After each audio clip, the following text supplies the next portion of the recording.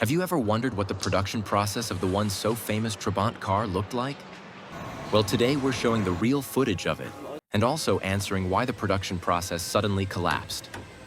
The heart of Trabant production was in Zwickau, East Germany. But this wasn't just any factory. For years, this was the only facility responsible for producing a car that millions of people depended on.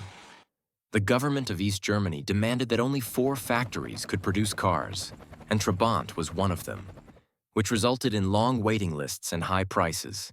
Second-used cars were even more expensive because then there wasn't a waiting list. The conditions inside were far from glamorous.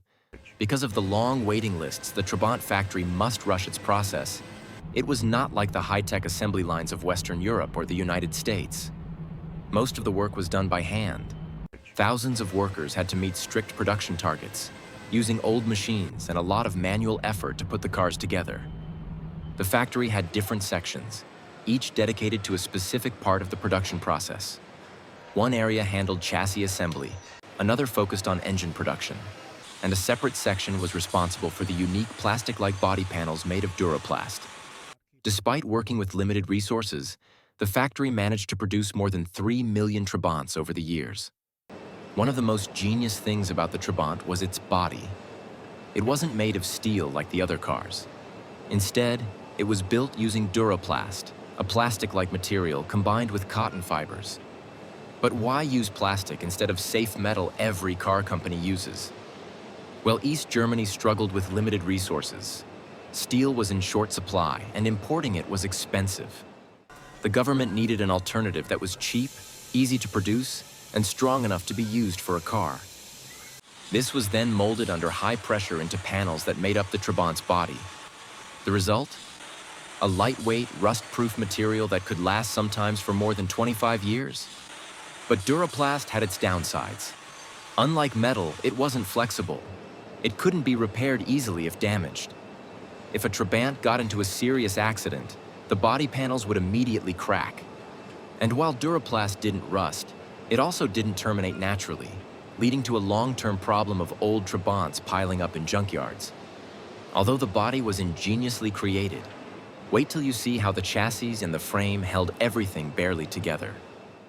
The Trabant's chassis had a nearly impossible job, holding the car together while being as cheap as possible.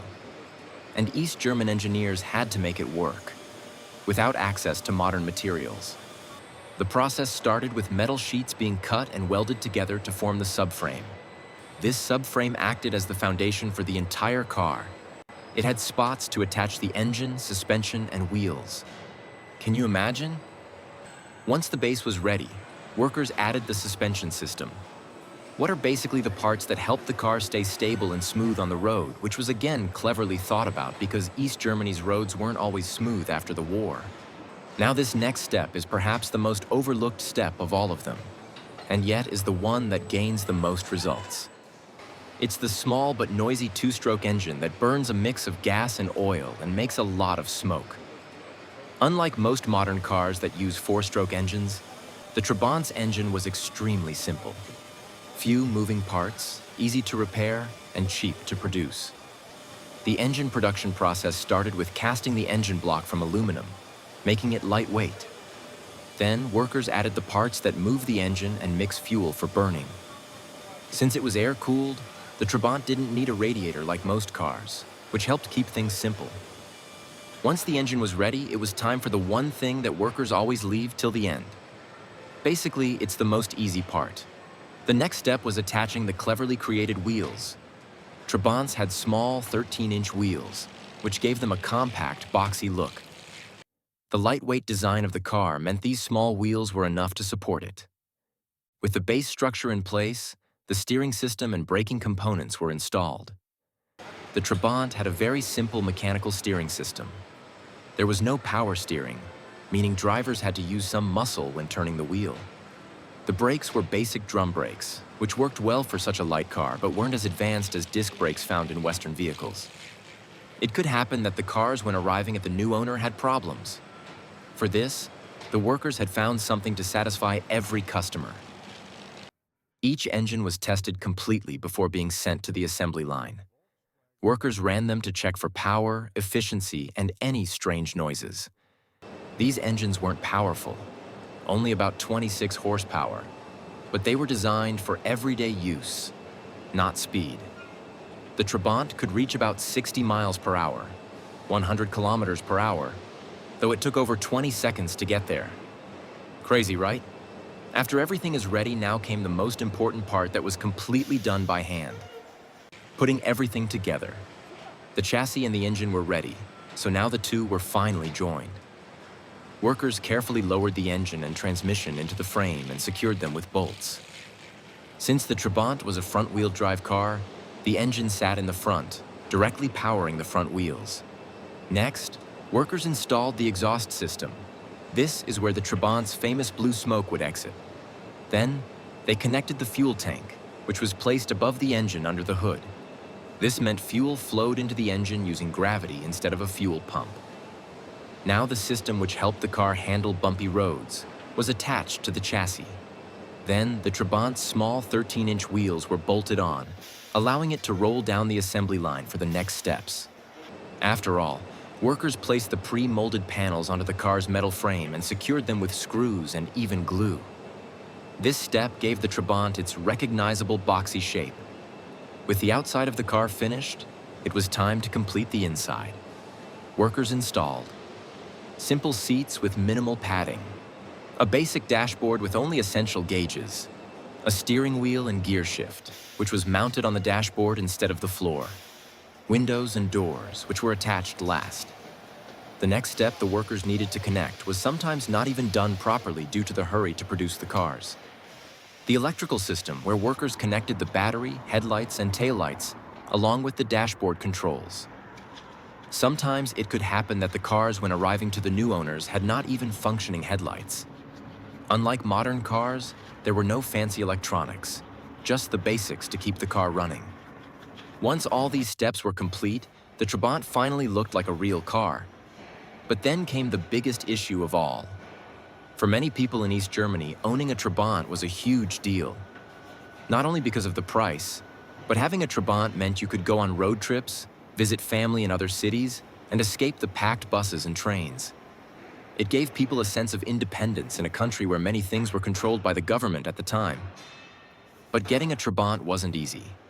First, the price. A brand new Trabant in the 1980s cost between 7,000 and 10,000 East German marks.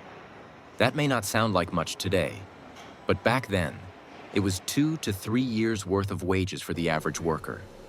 Buying a car in East Germany was a huge financial decision, but that wasn't even the hardest part. Even if you had the money, you couldn't just walk into a dealership and drive home in a new Trabant.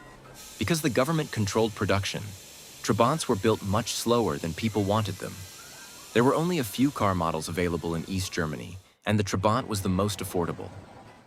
This led to massive waiting lists.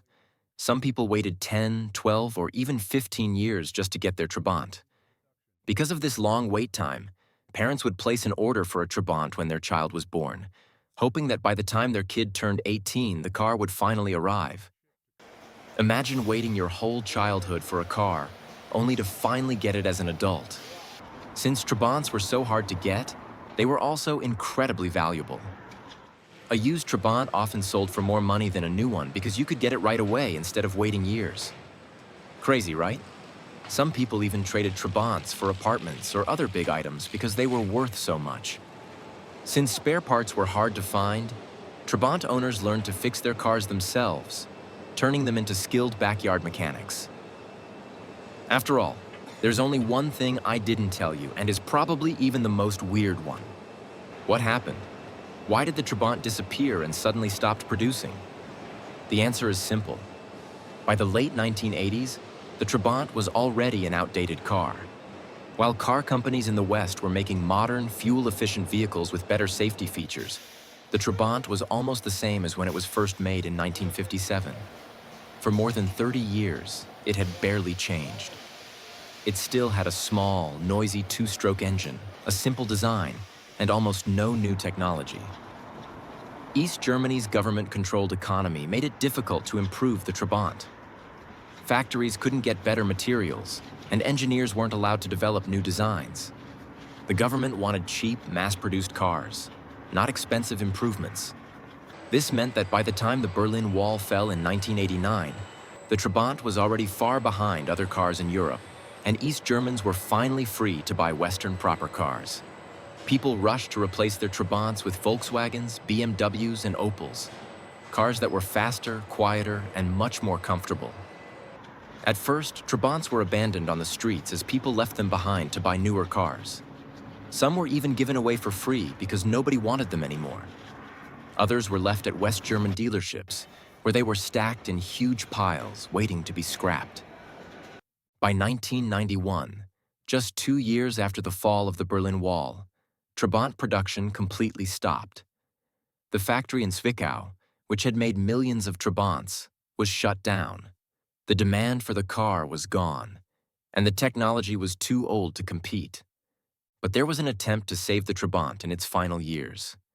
In 1990, a new model was introduced, the Trabant 1.1, which had a Volkswagen 4-stroke engine instead of the old 2-stroke motor. This was a big improvement because it ran more smoothly and didn't produce as much smoke.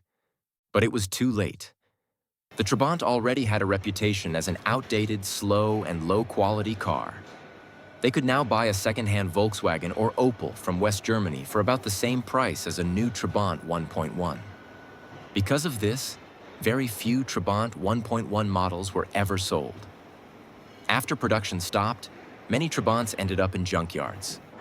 Since the car's body was made of a plastic-like material, it didn't rust like other cars. This meant old Trabants could sit in fields for years without falling apart. Some people even joked that Trabants were indestructible because their bodies didn't decay like metal.